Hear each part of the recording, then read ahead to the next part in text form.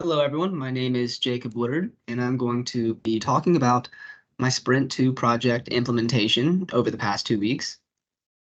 First, I want to talk about what I completed in Sprint 1. Then I'm going to talk about how I completed the tasks I wanted to complete for Sprint 2. Then I'm going to talk about some planning for Sprint 3 and some challenges that I faced and how I overcame them during this sprint. So for Sprint 1, I created due date functionality.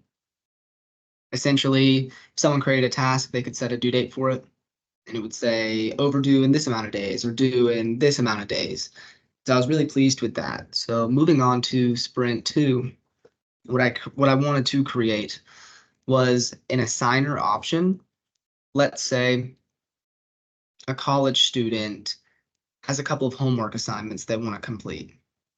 I want them to have the ability to add an assigner to those tasks so they could easily go look and say, this person assigned me this homework. I can go email them if I need help.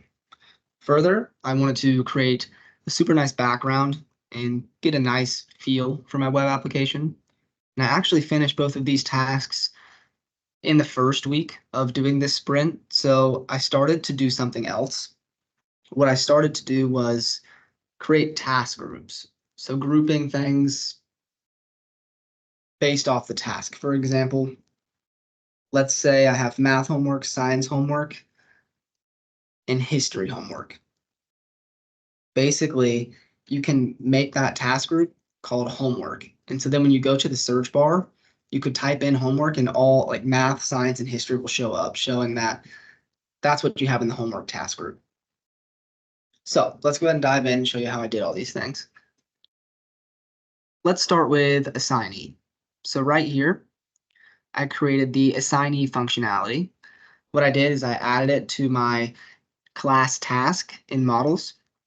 And so essentially what it's doing is I'm setting the null value to true, the blank value to true, and the max length to 200, because I don't think someone's task group is going to be over 200 characters. And the null is true and the blank is true. So the task can be blank. Well, the assigner can be blank. That's the same with the due date and the description. So that's actually really all I had to do for the assignee to get it to show up in my web application, because I didn't want to display it next to where the due date is, because if it was next to the due date, everything was getting sort of jumbled and it looked really messy. So I'm keeping that in the edit task space. And so that's how I was able to add the assignee in there really quick and easy. So now I want to talk about my background. I was very unsure of how to do this, even though I do have a little bit of knowledge with HTML and CSS. But I think the biggest problem for me was figuring out how to include this in my settings. So I did a little bit of research. So I created this file, my style CSS, which you can see the pathway here. We go to my site, base, templates, base, images, and then my style CSS. And I have my background image in its URL.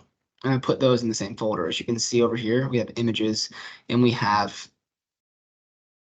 the list background.webp with the mystyles.css. Now this is where things got tricky for me. I was unsure how to put this in my settings so that directory was located and the background image would actually show up. For so long, the background image just wasn't even showing up.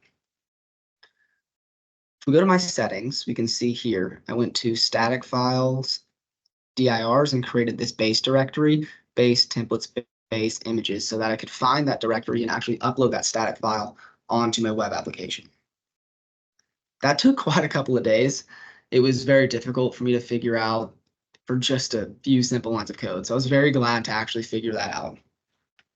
Now, since I finished that rather quickly, what I wanted to do was create the task group functionality. This portion took me quite a while as well. So if we go here, I'm in my views right now, my views.py. I had to, this is where I ran into a serious challenge.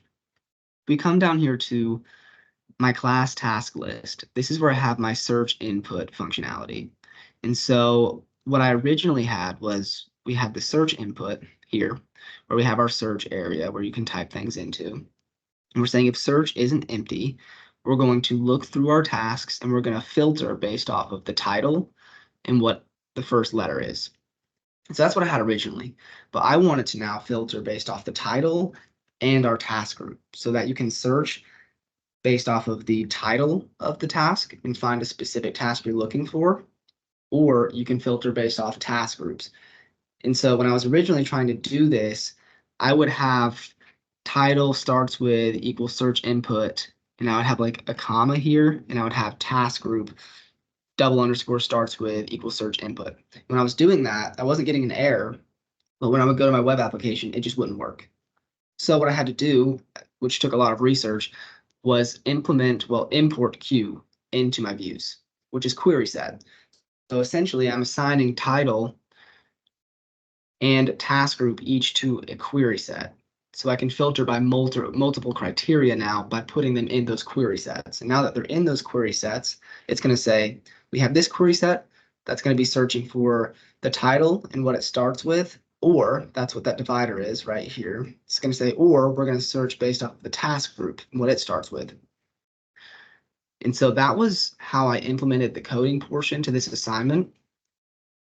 I did run into a couple of challenges regarding query set here. I did not know about query set, so I had to learn how to use that functionality. And I also was unsure how to get my background image to upload because I wasn't sure how to route that directory into my settings. So now that that's covered, we are going to move on to the demonstration of these tasks that I implemented. So let's run the code right here, Python manage.py run server.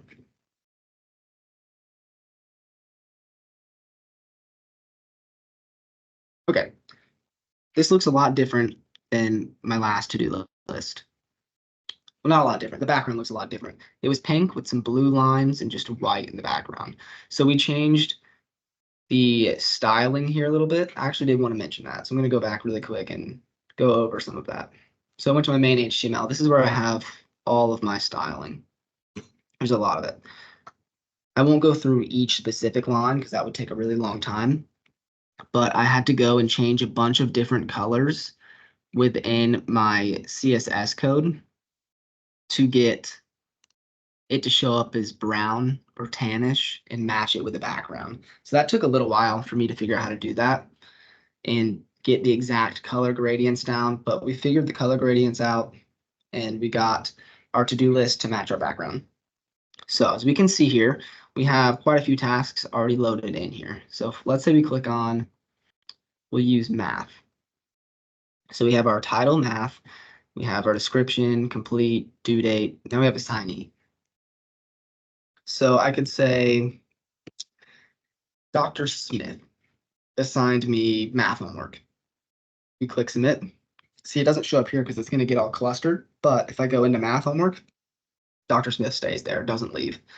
So as we can also see, I have this task group functionality here now, and I put homework there. So if we go to math, we have homework. If we go to science in our task group, we have homework. And if we go to history, we also have homework. So as we can see, we know that only one of my tasks starts with a V. So we can search by the first letter and we get the beta payment. So now I'm going to put the full word in, but if we search by homework, those come up. We search by home, those three come up. So I don't have to use even the full word for that. So that was the functionality that I created. You can see that I have the assignee on here, the task group on here, and I have a nice background. So to talk about planning for sprint 3, I only have one thing left in my backlog, and that is the digital time clock. I finished a lot of tasks during this sprint. So for sprint 3, I'm going to do the digital time clock, and I'm also going to do additional planning to figure out other things I can add into my to-do list application to make it the best application it can possibly be. Thank you guys for listening.